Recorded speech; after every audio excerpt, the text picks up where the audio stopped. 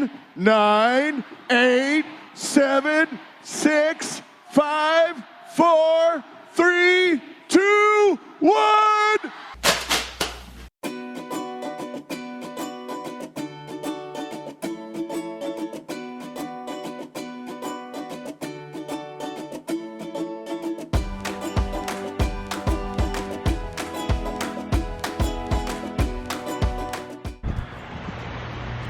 Happy New Year, everybody. Really short intro. It's gonna be a long video. Don't want to waste a lot of time. Let's get right into it. It's gonna look different, it's gonna sound different. Same goals, document, entertain. Let's do it.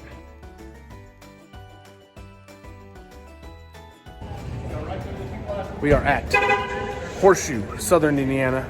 I think they changed the name to Caesars, Southern Indiana.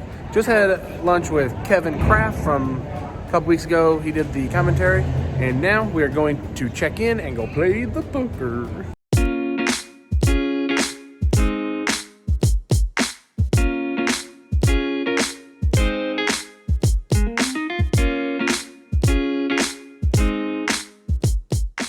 This one said that the poker room on New Year's Day might be dark, meaning no tables. Grace, what number on the list are we? I think we're pretty close to the top. I think you're 49 and I'm 50.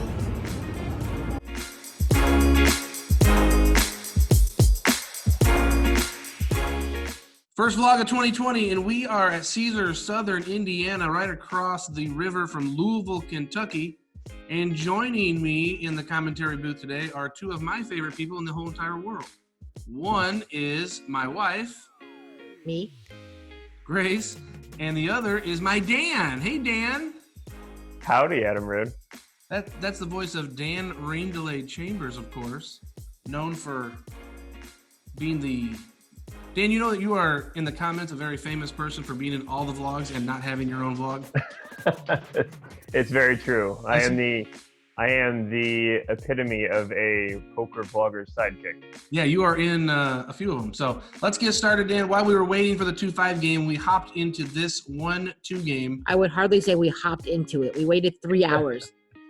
We went to lunch, and there were 5 people on the list. We got to the casino. No joke, I think we were 30th or maybe even further. We were 50th. We were 51 and 52. Yeah, it was ridiculous.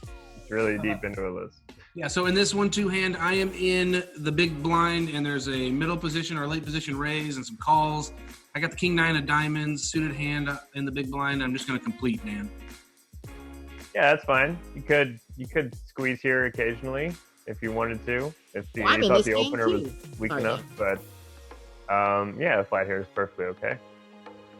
Flop 3 kings, which is decent. Get a bet from the low jack, who was the pre-flop raiser, and I think we're going to be heads up here after I make the smooth flat. The smooth flat seems just fine. Turns a jack of hearts here, completing the rainbow. I lead out for 25, Dan. What do you think about that? I'm not so much a fan of the lead out. I think if you were going to, the standard play is obviously just to continue to check, and I think I probably like that the best. He's got a hand like, if it was me and I had a hand like ace queen here, or ace 10, I'd probably bet this card, thinking I could get you to fold 7s, 8s, something like that. So I'd probably just like to continue to check here. You wouldn't want somebody to just like instantly fold out a hand like 9s or 10s either.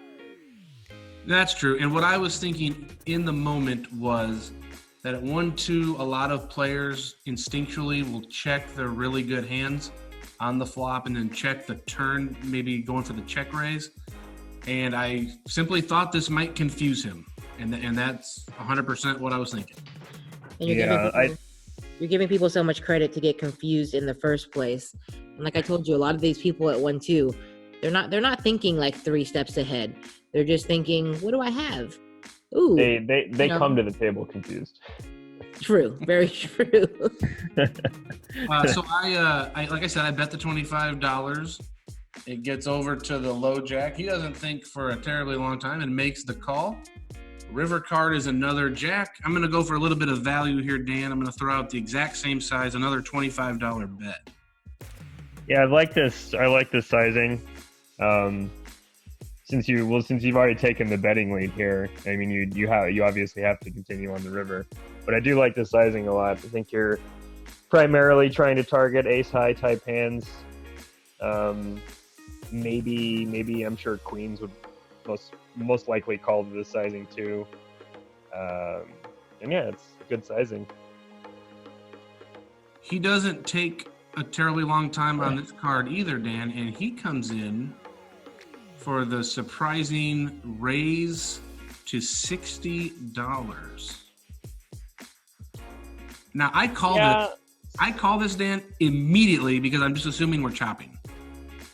Yeah, I think the thing you're probably going to do most often here is just call, but I think given how small he made it, I would imagine if he did actually have a hand, the one hand that beats you, being jacks, he would probably raise it a bit bigger, because he should. So I think I might be okay with just like a little bit of a re-raise here, just in case he does have a jack, because like a king is irrelevant because he's obviously never folding that anyway. So I think I like a little. Click it back. Yeah, click it back. Make it about. Let's see. It went from 25 to 60, and maybe about 130 or so would be good. I mean, you'd hate to like miss value from a jack here, even though a jack. I don't know if a jack should be calling or not. But I wouldn't really expect someone to fold a jack to a min click. So. Oh, oh, Jack? I know. Okay. Ace high. I was thinking if you didn't have a king. Oh. So kind of a weird little spaz moment by the opponent. Yeah, I see that. It's probably leads even more credence to your small bet sizing. Probably encourage this. I don't know what he thought you had, but probably encouraged his little spaz out here. So you were also right, Dan. He came into the hand confused. Okay. Been playing for about 2 hours over at the 1-3. Just one hand of note that you need to know about. Dealt a6 of clubs, raised it up, got called by an older man. Flop 8-6-6. Check, turn, something or other. I bet 20, he raised to 40, I called river king. I bet, he bet 100, I called, and he had pocket 8, so that's how we got stuck a little bit, and then we hit some good hands, and we got up a little bit, and we just quit playing 1-3, and I now have like $480, I think I lost 20 or so, and moving on to 2-5, so let's do that.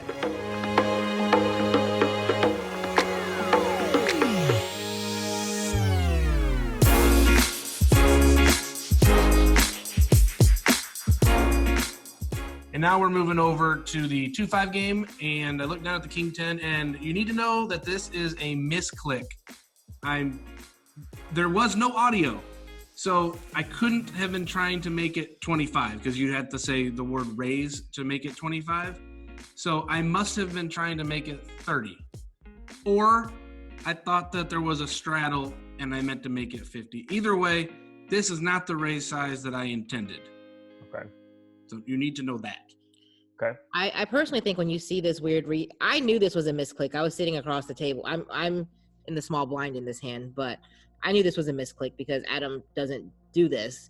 But I think when people do this in 2-5, a lot of times, especially like when a lot of older men do it, it just screams aces. Probably. Well, or maybe jacks. Right. It's always aces or jacks. It's super weird. So it's going to fold out everybody except for one guy to my left.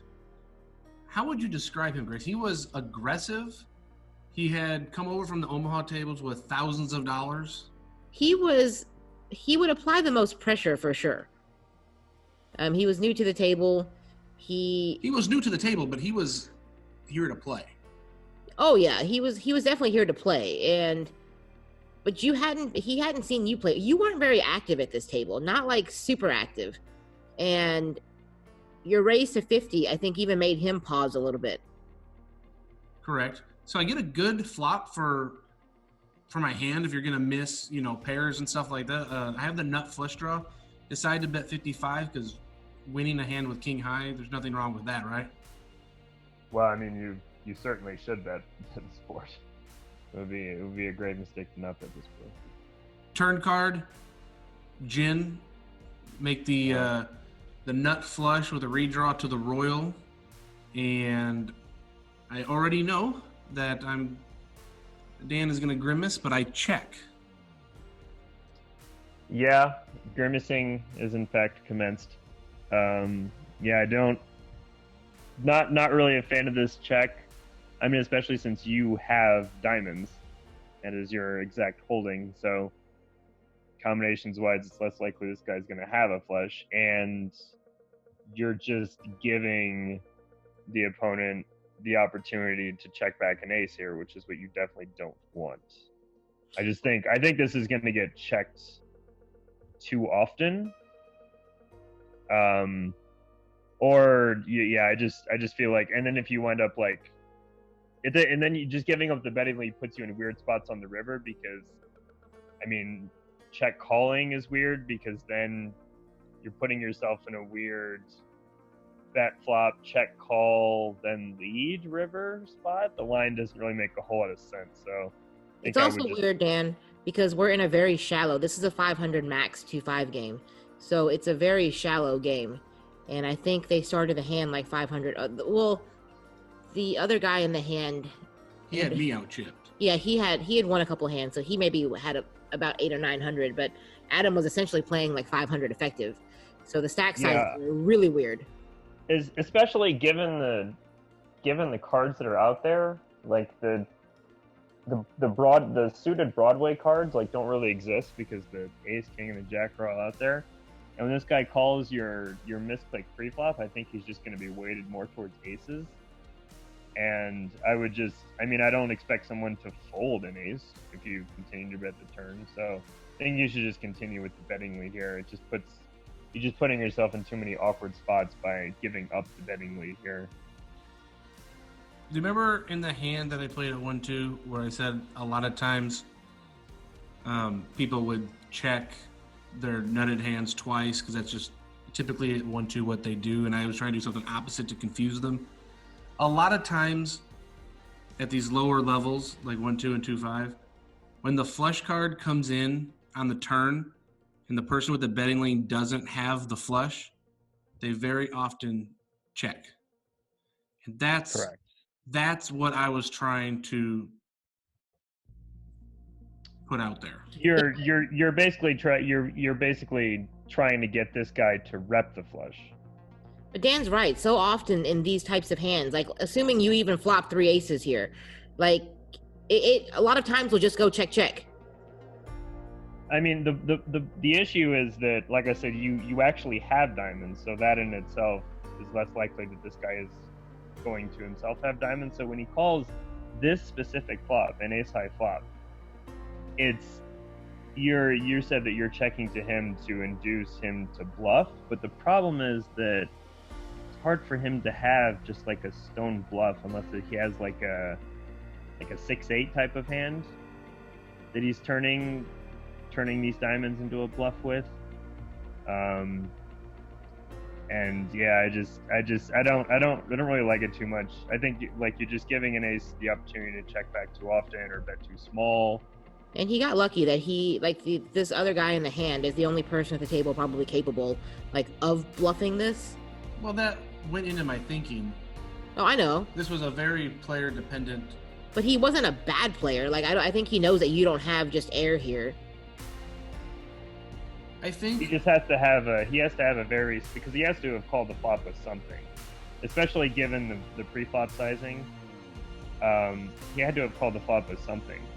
So it's just kind of hard to invent a hand that he would float the flop with and just rep the flush draw. You know what I mean? Trying to invent a hand here, other than the gut shot type hands like 6-8 or 5-6 or something like that. It's hard to come up with too many, unless he's just a maniac and he's literally just calling you with any 2 to rep the flush. But I mean, there's no way for you to know, and that's a bad thing to assume anyway. Let's get to the action where he now, when the action is on him, bets $210. It gets over to me, and this might be kind of amateurish thing. Again, I'm playing this pot so strangely, but I look back at my cards here in a second to give the fake, like, oh, do I have a diamond kind of thing. Is that like a tell? Like, would you think that, oh, he's looking back at his cards, he might only have a diamond? Or do you think, oh, he's looking back at his cards, he's definitely got 2 diamonds? I would. It would actually depend on how the rest of the hand goes. I mean, if I noticed someone looking back at their cards, like let's say we were really deep in his hand and I saw you look back at your cards and then you check called this flop, or sorry, you check called this turn, and then all of a sudden you're putting in like a huge check raise on the river, I'm just going to assume that you were probably Hollywooding. I end up making the call, and the river comes a total brick. I'm going with the, oops, I missed my flush shove. Which I thought was super weird. Yeah, so this is kind of the situation that I don't like that you put yourself in by checking the turn, is that you've taken this extremely weird line where you're like, see, if I saw you look back at your hand, check call, and then lead turn, I would just automatically assume that you always have it. It doesn't seem like a bluff line, and it's not a line that I've really almost ever seen anyone take as a bluff, adding to that. So, yeah, can't say I'm really a big fan of this line. It's like I said, your line is just kind of all over the place too. Like giving up the betting lead on the turn, and then all of a sudden you're open shoving on the river. It all seems very strange. And I understand what you were saying about trying to make it look weird, and I think you accomplished that. But I don't know. I can't say I'm a big fan of that. He makes the call after telling Grace. Well, I don't know if he told Grace specifically, No, but Grace could hear him say, well, this is the worst call ever. He actually put me on 3 aces. So he was right there with you as far as not thinking that I was bluffing. Yeah. It happened to work out, but overall I can't say I'm a big fan of this line, because I mean he was able to pick up on that, like how he really thought that you had a super strong hand. Despite your, all your mannerisms to try to throw him off, he was still able to pick up on that.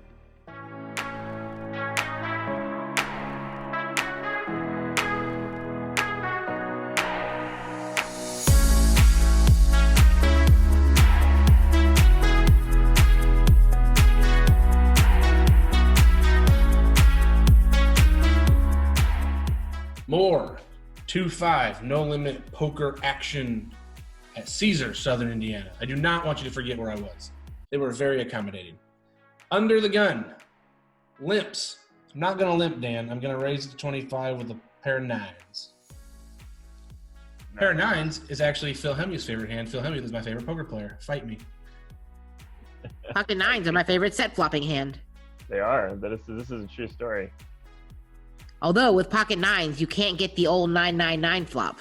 No, you can't. If you are, you're getting your money back. We're going to a flop, Daniel and Grace. We're going to the flop multiple ways. Eventually. I get a tattoo man. Oh, no, we're just waiting on the dealer. So it looks like 4 ways. Now would be an excellent time for the flop to contain a 9. But, or 2. Or 2. But if not, we'll navigate these streets accordingly. Flop 9-5-5. Well, that's a good flop. Pretty good. That's above average flop, I would say. So I'm going to fire out small. I don't want to lose anybody, but I also don't want to check because I hate checking. I think checking is stupid most of the time, except for in every other hand in this vlog. So I fire 30. And I like a small bet here, yeah. Yeah, only one guy calls, and I don't know. Oh, no, I'm sorry, 2 guys call, and I don't know anything about either of these players, Dan. Okay. We're no longer 6-handed. As you can see, the table is filled up nicely. Checking is stupid, so I check. And this guy obliges my check by betting 125. And what do you think about checking this turn card, Dan, as opposed to... I think this is an interesting spot to check. When you get called twice here, I don't think it's just playing from a purely exploitative standpoint, trying to get a 5 to bet here. I don't think it's and backdoor diamonds coming in. I don't think it's the worst. I kind of like it actually. Just kind of trying to see. Were you in the middle position here, in between the two, or Correct. And don't sound so surprised that I made a play you liked. He didn't say he liked it. He said he kind of liked it. Yeah, but he's I like, kind of liked it. I kind of actually even kind of liked it. But yeah, I think one of these two fellas could certainly have a 5 in their hands, and especially when you get called twice. Yeah, I think kind of like this check here. So he leads into me for $125, and he only has like 100 behind that, so I just go all in. And like we said, this is a pretty shallow table, so he makes that call pretty quickly, and we learn that he does indeed have the 5. Nice. So, kind of a cooler spot. Not really sure I could have messed this hand up, being that we weren't that deep and we both had really, really good hands. And then Too bad he wasn't a little deeper. So how's poker in Vegas, Dan? Poker in Vegas is good. I mean, I've been gone for about 2 weeks, going back home. And then I took a couple of day trip to LA, but yeah, poker's, I mean, I played one time since right before Christmas, but And you killed it, right? I can't remember actually. I think I won that one. Do you ever get dealt the king queen offsuit in Las Vegas, Dan? I have been known to get dealt that from time to time. Well, let's go to a multi-way flop where I have flopped a gutter ball. 2 diamonds out there, Dan. It looks like I go for the check, and the turn card is a 6 after nobody bet. Small blind checks, sensing some weakness from the field. I have decided to put in the delayed c-bet of $30. How come you decided to check the flop? Diamond draw out there. I just didn't think a bet would make it through. Yeah, that's fair.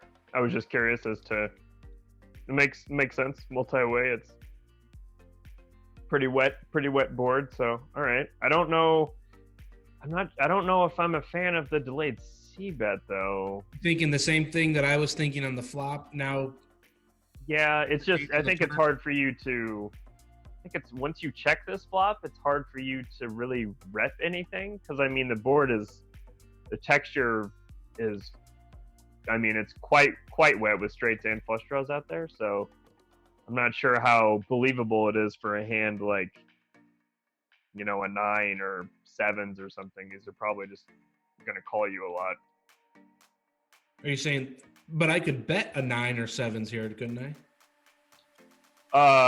Yeah, I think the general perception is that if you had a 9, sorry, my mistake. Yes, you could certainly bet a 9 here for value, for sure. 7s might be a little thin, but you could certainly bet a 9 here for value. Well, I'm betting king queen, and it's not for value. No, it's not. At least I wouldn't think so. I get called there. You saw him flick in the 30. Now the river card comes a king of diamonds, and I'm going to be completely honest with all the viewers. I did not, in the moment as his hand was playing out, notice that the most obvious of draws got there. I did recognize Queen Jack. I did see that. I did not see diamonds. How? I don't know. It's good when you're playing poker to not pay attention to the draws. I don't know. But it did not register with me when this fella decides to do what he does, that it's possible that he has a flush. Never occurred to me. As I'm sitting there thinking, as he leads 100 here, and this is why I bring up the flush, I was really thinking, okay, well, he either has a straight or nothing as I rivered the pair there.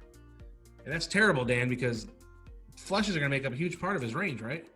Probably. When he takes this line by leading into you after you bet turn, especially when the king can hit you a lot. Like you have king queen, so you can probably have ace king here too. The king in general is going to be better for your range than his. So when he leads into you when the flush draw completes, that's probably a little alarming. But like you said, you didn't notice, so I did not notice. So in my head, I'm thinking, okay, straight or I win.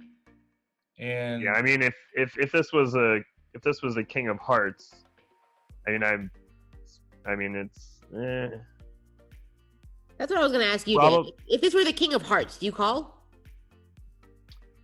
If this was the King of Hearts, I would probably call, because we don't have diamonds in our hand, and this is a line someone might take if they've missed, thinking that maybe if the king doesn't help you, that maybe they can get a fold out of you with missed diamonds.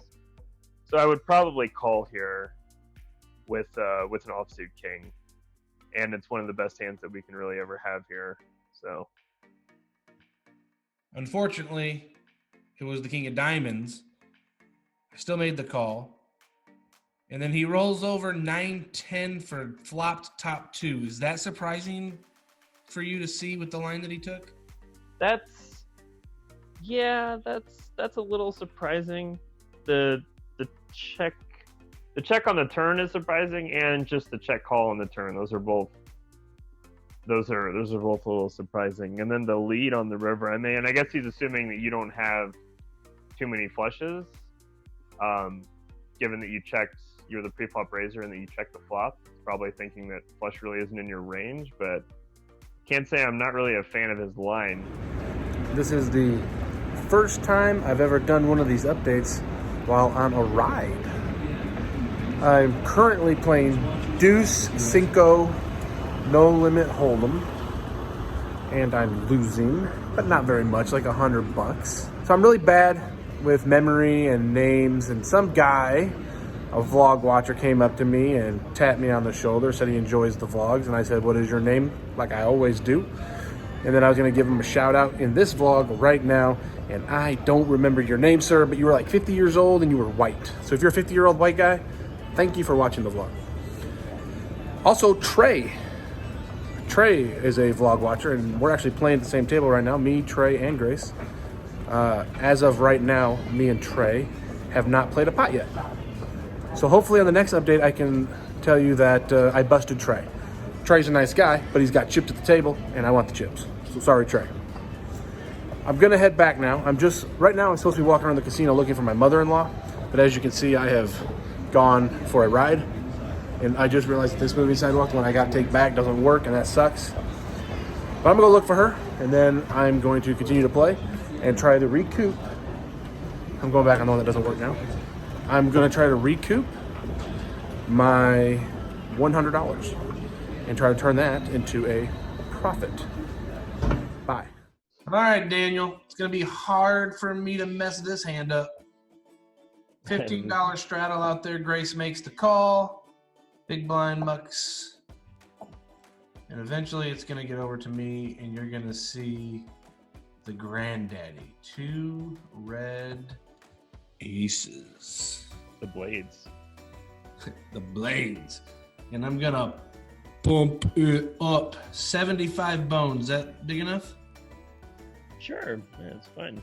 Hand sizing. This dude next to Grace down there with the tan hands, he is slow. And he takes forever. Now, the cutoff had already jammed all in for $17, so we're going to be playing for a side pot here. And eventually, Dan... He's a straddler, right?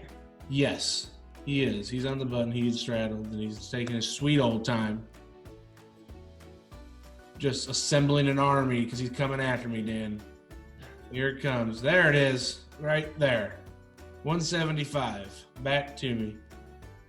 And he has exactly 300 behind, Dan. And I told Grace after this hand, dude made it 175. I assume at this point he's not folding for another 300. You just don't. He has 300 on top of the 170. Yeah, just like you just don't see people put in that much and then fold. So I just shove it in, and kudos to him. He folds 2 10s. He said, "You showed me what I needed to see." That's what he said. So I guess I got schooled. I mean, I would never really expect. I mean, at this level, I would never expect someone to fold here. I mean, you could certainly make a case for flatting because it leaves you one pot-sized bet with 3 streets to go, so you're going to get it in on most flops. But oh, look at that! He would have hit a set on the river. Well, yeah, and I turned one. And in here, Dan, I make 3 aces and I win the pot, but I don't hit the aces full high hand because I can't catch a break. Moving on, Dan, and Grace, sorry. Moving on to another hand here at the 2-5 tables up at Caesar, Southern Indiana. And I look down at a beautiful Queen 10 of Hearts. 6-handed, Dan. I feel like that's going to have to be a raise. Sure is. I pump it up to $20. I get called from a guy who had to post the big blind. And I believe everybody else is going to fold here, including Slowy McSlowerson and then Grace in the small blind. Yep, that's right. So heads up to a flop, Dan. You like Queen 10? I do. I'm a big fan. It used to be my favorite hand. It sure did. Well, what is it now? The Dan. Oh yeah, duh.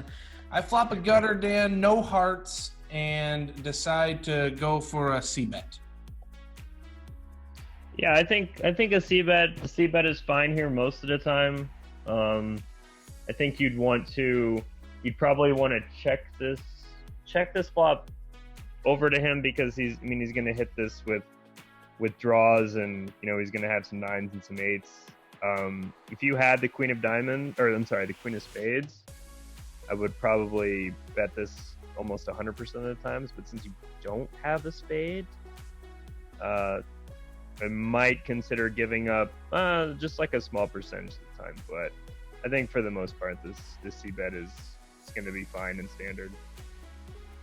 Good to hear. I bet 25. He makes the call. Moving on to a turn, which is a 6 of spades, which is not a particularly helpful card for me, but I've never seen a turn card that I'm scared of, Dan, so I'm going to fire out again. Yeah, I'm much less of a fan of this. Just say it, Dan. You hate it. I do kind of hate it. I think it would have been if the turn was more brickish, like the 3 of Hearts or something. I would think it would be a little bit more okay. We don't have spades in our hands, so obviously our opponent could have a flush draw. But when the flush draw and straight actually come in, and that given that we have at this point we'd have almost 0 equity in the hand. If we do get called, it's just not a good card to barrel on. A straight comes in, but like 2 straights come in, but not the most obvious, which would be the Jack 10. Right. And of course, spades is an option, but not being raised here makes me feel a little bit better that he doesn't have 2 spades. Yeah. But you still, when you get called here, you kind of hate it. Yes. You have to imagine that you're going to be almost drawing dead. Maybe I shouldn't say drawing dead because certainly a queen could still be good. And then a jack is 7. A jack and a 7. If this was an offsuit 6, given that you're double gutted and stuff, I would much prefer it, but this is just such a sticky card. That's why having like the Queen or 10 of Spades is much better because it's going to give you, you feel a lot more comfortable barreling this particular card. But with 2 hearts in your hand, it's going to get real uncomfortable when you get called here. Well, as you alluded to, Dan, I am not fist pumping going into this river, and the river card comes a 3 of diamonds. As brickish as you can be. And I didn't come this far, Dan, to give up. So I can't win with queen high. I don't think he's got a flush because he didn't raise me on the turn. And the most obvious straight draws missed. I know there were a couple gutters that got there. I don't block any of the flushes. I'm going to go for it. I fire out 150. Yeah, this is going to be, this particular situation I feel like is going to be really player dependent. Really hoping, Dan, that you wouldn't say player dependent because I think Grace wants to chime in with something here. Well, this is what happens when you bet into a middle-aged Asian man. We'll see. It's just going to be player dependent because you could have 2 red aces here and certainly play it this way. thinking that, you know, you're just never going to get a fold from a 9 or, you know, maybe even an 8.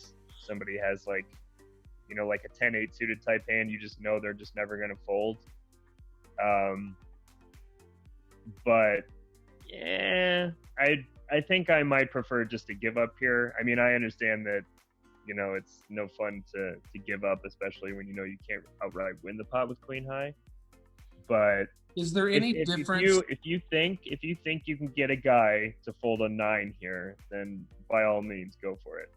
Is there any difference, Dan, that this is a 6-handed game as opposed to full ring? Does that matter at all?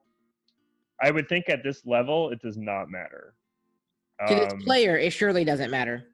It's if somebody has a hand that they want to play at this level, they're going to play it regardless, whether or not. Because I mean, as most more competent players know, the hand ranges certainly change the shorter the table gets, and he's probably going to show up with some hands here that he probably shouldn't in a six-handed configuration. He sure does. He shows up with ace-3, which he showed us early.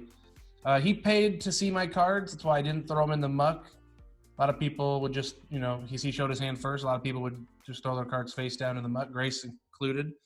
But he paid for it, so I went ahead and showed him that he made a good call.